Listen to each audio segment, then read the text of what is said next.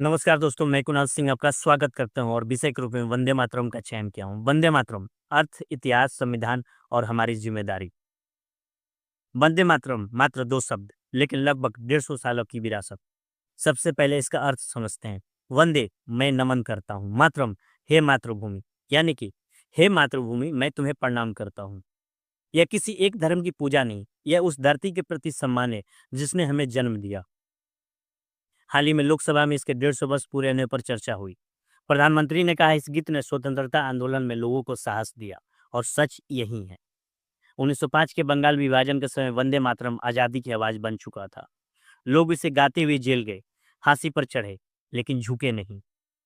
जब इसकी रचना के लगभग 100 वर्ष पूरे हुए, 1975-76 के आसपास, देश आपातकाल से गुजर रहा था, इसलिए यह अवसर व्यापक राष्ट्रीय उत्सव के रूप में उभर नहीं पाया।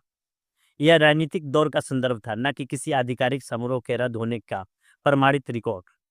इस बार संसद में लगभग सभी नेता खड़े थे, एक साथ एक स्वर में। वह दृश्य सचमुच राजनीति से ऊपर था। इस बीच गृह मंत्रालय की नई गाइडलाइन आई।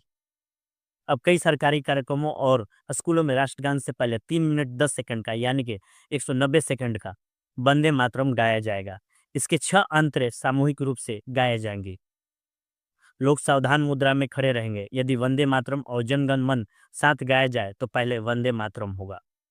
स्कूलों में दिन की शुरुआत सामूहिक गायन से होगी। सरकारी समारोहों में इसे प्राथमिकता दी जाएगी, लेकिन एक बात स्पष्ट है, न गाने पर कोई दंड का प्रावधान नहीं है। यानी संदेश साफ है, सम्मान जरूरी है, मगर मजबूरी नहीं। अब इतिहास की गहराई को तलाशते हैं। 1870 के दशक में बंकिम चंद्र चटर्जी ने इसे लिखा।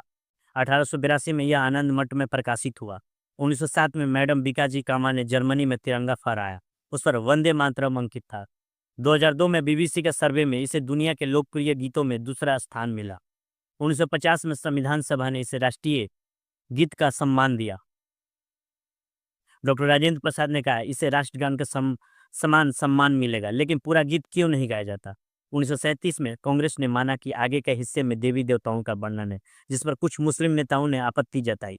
हालांकि कई हिंदू और मुस्लिम नेता अब तब भी कहते थे, इसे धर्म से जोड़ना गलत है। रविन्द्रनाथ टैगोर ने सलाह दी, वही अंश गाया जाए जिसमें एक समुदाय सहज महसूस करे।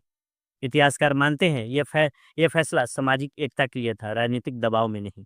आज भी मतभेद है। कुछ कहते हैं हर भारतीय को गाना चाहिए, कुछ कहते हैं सम्मान दिल से आता है, आदेश से नहीं। अदालतों ने संतुलन रूप रखा। सुप्रीम कोर्ट और हाई कोर्ट ने कहा सम्मान जरूरी है पर मजबूरी नहीं। दिल्ली हाई कोर्ट ने साफ कहा सम्मान दिल से आता है, कानून के डर से नहीं। संविधान के अनुच्छेद 19 और 25 अभिव्यक्ति और धर्म की स्वतंत्रता देते हैं। यही संवैधानिक देशभक्ति है। देश व्यक्ति से ऊपर नहीं, संविधान सबके ऊपर। अब कठिन सच, कुछ मामलों में मॉब लिंचिंग के आरोपियों का स्वागत वंदे मातरम और भारत माता की जय के नारों से किया गया। जब राष्ट्रभक्ति का नारा हिंसा को ढकने लगे तो वह अपने अर्थ से भटक जाता है। सुप्रीम कोर्ट ने इसे मोबोक्रोसी कहा, भीड़ की तानाशाही। राजस्थान, मणिपुर और पश्चिम बंगाल ने सख्त एंटी लिंचिंग कानून बनाए और आजीवन कारावास तक का प्रावधान। बुलंदशहर में पुलिस इंस्पेक्टर की हत्या के आरोपियों का नारे लगाकर स्वागत। यह लोकतंत्र के लिए चेतावनी है। राष्ट्र कानून से चलता है, भीड़ से नहीं। सेल्फ हेल्प ग्रुप्स और नागरिक संगठन इसे एकता और आत्मविश्वास का प्रतीक मानते हैं। कुछ इसे अनिवार्य करना चाहते हैं, कुछ कहते हैं जबरदस्ती से दरार बढ़ती है। लेकिन सच्चाई यही है, यह गीत जोड़ने के लिए बना था, तोड़ने के लिए नहीं।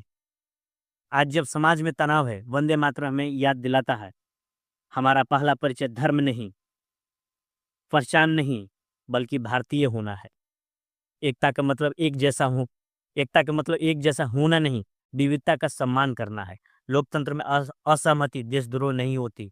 नया प्रोटोकॉल आएगा, सरकारें बदलेंगी, बहसें चलती रहेंगी, लेकिन असली सवाल रहेगा, क्या हम इसकी भावना समझ रहे हैं? वंदे मातरम को ना थोपा जा सकता है, ना छीना जा सकता है, इसे महसूस किया जा सकता है। और जब ये संसद, स्कूल, खेल के मैदान और समाज में संवैधानिक मर्यादा और एकता के साथ गूंजे, तब तब इसका असली अर्थ जीवित रहेगा। वंदे मातरम। नमस्कार। जय हिंद।